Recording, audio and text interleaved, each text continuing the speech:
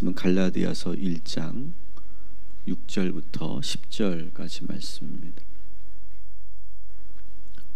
갈라디아서 1장 6절부터 10절까지의 말씀, 우리 한 절씩 우리 천천히 교독해 보도록 하겠습니다. 제가 먼저 6절 읽겠습니다. 그리스도의 은혜로 너희를 부르신 이를 이같이 속히 떠나 다른 복음을 따르는 것을 내가 이상하게 여기노라. 다른 복음은 없나니 다만 어떤 사람들이 너희를 교란하여 그리스도의 복음을 변하게 하려 함이라. 그러나 우리나 혹은 하늘로부터 온 천사라도 우리가 너희에게 전한 복음 외에 다른 복음을 전하면 저주를 받을지어다. 우리가 전에 말하였거니와 내가 지금 다시 말하노니 만일 누구든지 너희가 받은 것 외에 다른 복음을 전하면 저주를 받을지어다. 다 같이 이제 내가 사람들에게 좋게 하랴, 하나님께 좋게 하랴, 사람들에게 기쁨을 구하랴. 내가 지금까지 사람들의 기쁨을 구하였다면 그리스도의 종이 아니니라. 아멘. 치료를 시작하면서 어떤 말씀으로 시작할 것인가를 놓고 어제 기도했습니다. 근데 저에게 주님께서 이렇게 말씀하셨습니다. 내가 지금 가장 많이 생각하고 고민하고 있는 것을 성도들과 나누어라. 이렇게 저에게 음성을 들려주셨습니다. 저는 주님께서 무엇을 나누라고 하시는지 저는 단번에 알 수 있었습니다. 저는 요즘에 다시 한번 제가 많이 생각하고 있는 것 중에 하나가 복음이라고 하는 겁니다. 처음 우리 동탄 꿈의 교회를 설립할 때 그때 주셨던 음성은 복음으로 이 도시를 품어라 였어요. 그리고 성도들에게 이 복음을 가르치라. 그리고 복음의 능력을 가지고 살게 해라. 교회가 양적으로 부흥하는 것에 따라가지 말고 복음 부흥을 일으켜라. 이것이 저에게 주셨던 말씀이에요. 그래서 오늘 우리가 치료를 시작하면서 제가 가장 요즘에 많이 생각하고 또 기도하고 있는 것을 나누기 위해서 오늘 저는 이 갈라디아서 1장 말씀을 함께 하려고 합니다. 일반적으로 여러분 사도 바울의 서신들을 여러분 보시면 기본적인 형식이 있습니다. 기본적인 형식은 먼저 이 편지를 받는 수신자들에게 인사와 축복을 나누죠. 그리고 그들이 얼마나 지금까지 잘 해왔는지 그것을 칭찬하고 격려를 아끼지 않습니다.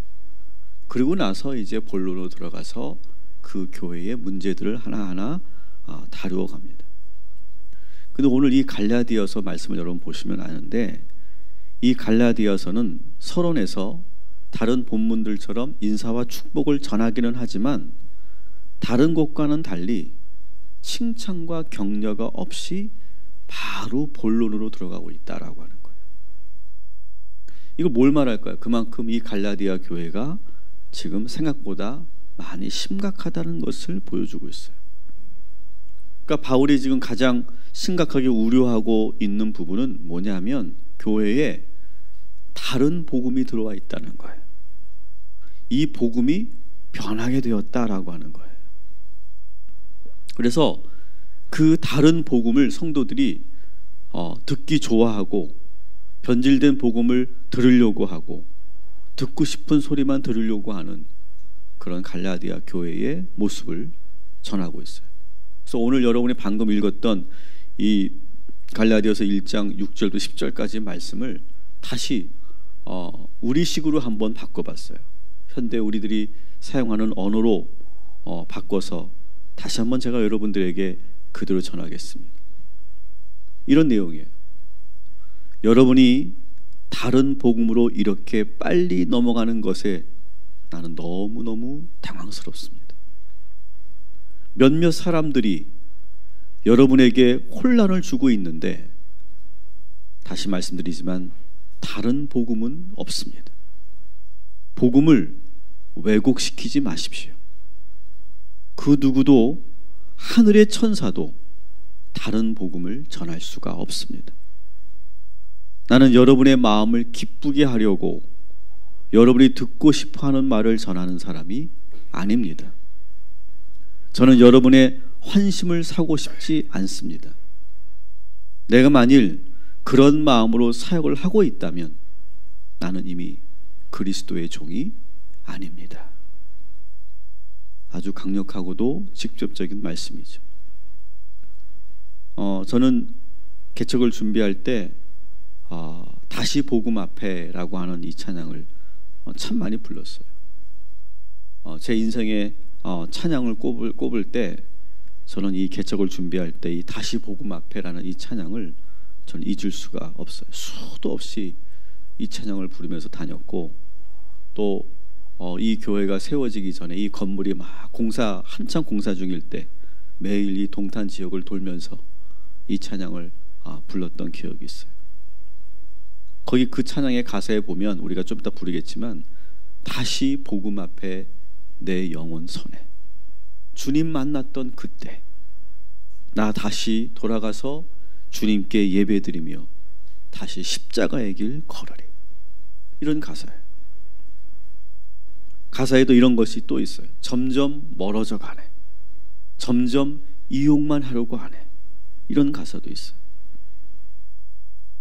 여러분, 점점 우리가 복음으로부터 멀어져 가고 있는 우리들의 모습을 한번 돌아보는, 저는 이 7월이 되었으면 좋겠어요.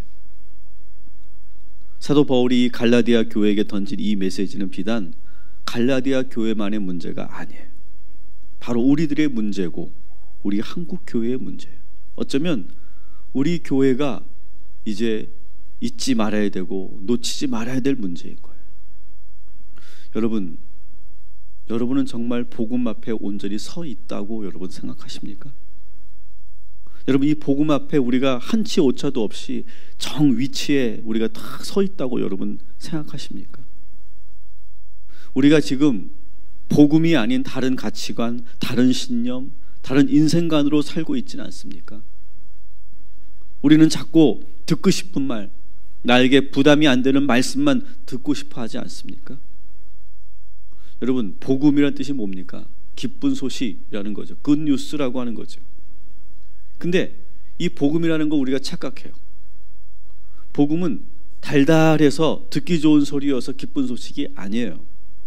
처음에 복음을 접할 때는 부담이 되고 또 받아들이기 어려울 때가 있어요. 이거는 좀 현실하고도 좀 맞지 않는 것 같아. 그런 고민을 하게 될 때가 있어요. 그런데 그 복음 앞에 온전히 서려고 하고, 그리고 내가 그 복음을 받아들이고 그대로 살려고 하면 처음에는 그것이 너무나 쓰고 힘들고 어려운데, 그렇게 내가 복음대로 살려고 하면 내 자신이 바뀌는 것을 느끼게 돼요. 그래서 내가 이전과는 다른 삶을 살게 되고, 이것이 정말 우리 인생의 진리구나라고 하는 것을 깨닫게 되면서 그때 비로소 복음이 기쁜 소식이 되는 거예요. 사랑하는 성도 여러분, 달달한 듣기 좋은 소리가 아니라 반드시 듣고 그 말씀 앞에 늘 자신을 비추고, 그리고 생명의 복음을 듣고 들으려고 애쓰는 우리 7월 한 달 되시기를 주님의 이름으로 축원합니다. 우리는 수요 예배 때마다 지금 잠언 말씀 묵상하고 있는데, 잠언에서 계속 반복되는 말씀이 있어요. 어떤 거냐? 지혜로운 자와 미련한 자가 나오는데, 미련한 자는 자꾸 부담스러운 가르침이나 듣기 싫은 그런 경책을 들으려고 하지 않아요. 근데 지혜로운 사람은 어떤 사람이냐? 듣기에 좀 거북하고 들으면 힘들지만 그것을 들어야 할 말씀이라면 그것을 내가 귀담아 듣고 말씀대로 순종하는 사람, 이 사람이 바로 지혜로운 사람이다 라고 말해요. 우리가 7월을 시작하면서 우리 모두 복음 앞에 서는 저와 여러분이 되기를 주님의 이름으로 축원합니다. 그 복음 앞에 서면 때로는 우리의 허물, 우리의 연약함이 모두 드러날 수도 있어요. 우리의 리얼한 민낯이 보일 수도 있어요. 아, 내가 복음대로 살지 못했구나. 내가 늘 그렇게 마음속에 내가 그런 미움과 그리고 의심과 그리고 자꾸 내가 세상적인 방법으로 살고 있구나. 자꾸 내가 기도하지 않고 인간적인 머리를 쓰고 있구나. 이런 것들을 자꾸 우리가 보게 되고 자꾸 복음을 자꾸 듣게 되면 그런 찔림이 있어요. 그런데 그것이 정상이라는 거죠. 그러기 위해서 우리는 교회에 나오는 것이고 그러기 위해서 우리는 복음을 들어야 된다는 거예요. 내가 무엇에 어떻게 변질되어 가는가를 우리가 볼 수 있어야 된다는 거예요. 여러분, 우리가 나름대로 열심히 산다고 살지만 여러분, 왜 내 마음이 아직 불편하고 왜 내 문제들이 풀리지 않고 왜 자꾸 문제가 꼬여만 갈까요? 그것은 바로 복음에서 내가 많이 벗어나 있기 때문에 그래요.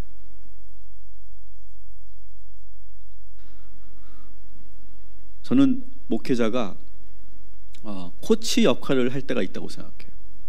트레이너의 역할을 해야 된다고 생각해요. 그래서 우리 성도님들이 열심히 신앙생활을 하고 잘 살 수 있도록 그 패턴을 만들어주는 것이 저의 역할이라고 생각해요. 왜냐하면 시간이 지나면 이게 사람이 점점 식어지고 느슨해지고 그리고 그 폼을 잃어버릴 때가 많이 있어요. 그래서 목회자는 끝까지 우리 성도들이 그 좋은 그런 영적인 그런 신앙생활의 패턴을 잘 이어갈 수 있도록 도와주고 권면하는 일이 저는 목회자의 아주 중요한 일 중에 하나라고 저는 생각해요. 저는 그런 의미에서 아주 기본적인 그런 이 복음 앞에 서기 위한 기본적인 그런 우리의 자세를 여러분들에게 말씀드리려고 해요. 이미 여러분이 많이 들었던 이야기지만 저는 오늘 다시 이야기하려고 해요. 첫 번째는 여러분 따라합시다. 예배를 회복합시다. 여러분, 6월 7월부터 다시 예배로 회복하는, 그래서 기본을 다시 세우는 저와 여러분이 되기를 주님의 이름으로 축원합니다. 그래서 무엇보다 특히 여러분 공예배를 여러분 세우시기 바랍니다.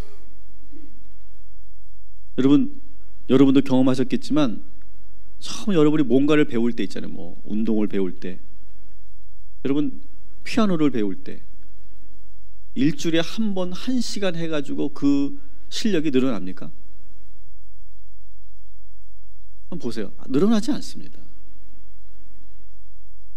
피아노를 배운다고 생각해 보세요. 일주일에 한 번 가서 1시간 띵똥띵똥 하고 그리고 그렇게 한 1년 하고 5년 하면 갑자기 피아노를 잘 치십니까? 절대 그렇지 않죠. 우리 10층에는 골프 연습장이 있는데 제가 깜짝 놀랐어요. 이분들이 새벽 예배 나오는 분들보다 더 일찍 나오더라고요.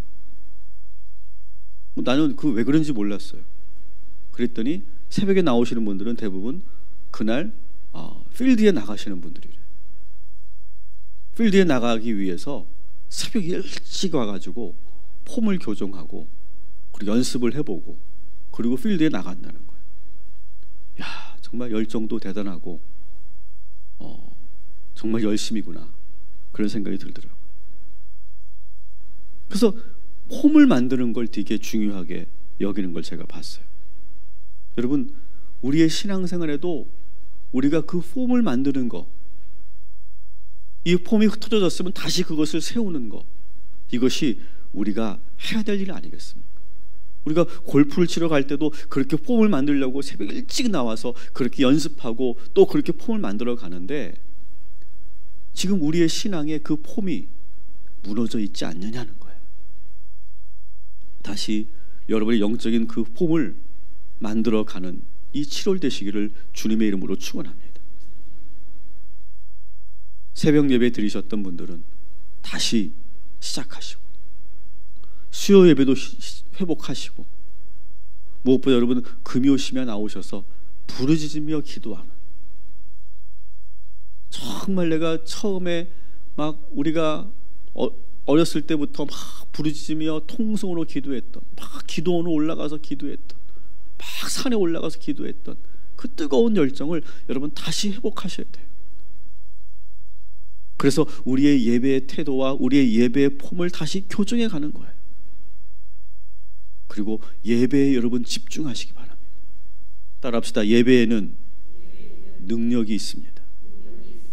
여러분, 예배에서 능력이 나타나고 예배를 통해서 여러분들이 지혜를 얻고 예배를 드리면서 하나님의 음성을 듣게 되지 않아요? 여러분, 일주일에 한 번 1시간 예배 드려서 우리의 믿음이 유지가 되거나 성장할까요? 절대 그렇지 않다고 생각해요. 모든 우리가 세상에서 배우는 모든 것들도 일주일에 한 번 1시간에서 성장하는 건 아무것도 없어요. 전후에 연습하고 또 연습하고 또 연습해서 조금씩 자라나는 거예요. 근데 우리 신앙생활은 자꾸 그렇게 영적으로 퇴보하고 있다는 거예요.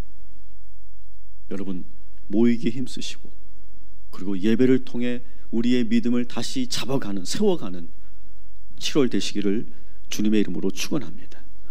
두 번째, 따라합시다. 말씀을 회복합시다.